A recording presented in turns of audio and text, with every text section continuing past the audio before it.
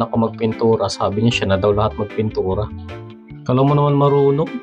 Paspasali lang naman, pampatagal lang ng trabaho. Pero syempre, boss natin yan. Wala tayong magagawa kundi sumunod. At dyan may tinuturo-turo pa, pala mo foreman. What? Foreman na maliit, oh. Oh, yabang. Yan, umalis si saglit dyan, maya-maya, ito na. Nagdala ng upuan kasi alam niya na next na yung mataas. Mukhang totoo nga yung sinasabi. Siya na daw magpipintura ng lahat ng yan. Yabang din talaga, kala mo may pinagmanahan.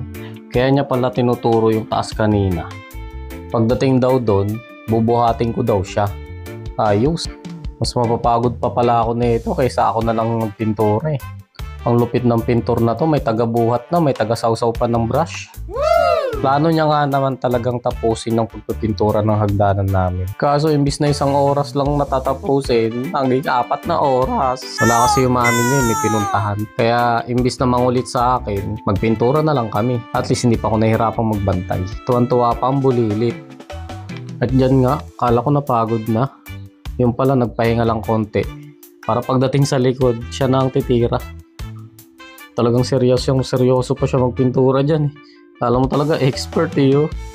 Ginagandahan niya talaga dyan kasi sabi ko, pag pangit yan, yari ka sa mami mo. Tapos nagagalit pag tinuturuan. Ay nako anak, manang-mana ka talaga sa pinagmanahan mo. Siguro kala niyo mabaho tong pinturang to, no?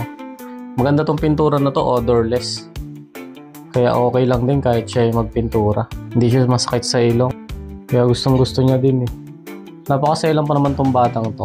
Pag may naamoy na hindi gusto pa naman nito, talagang nagagalit. Kaya panalong-panalo tong pintura na to eh.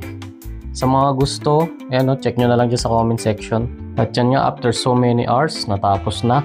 So hanggang dito na lang. Bye-bye!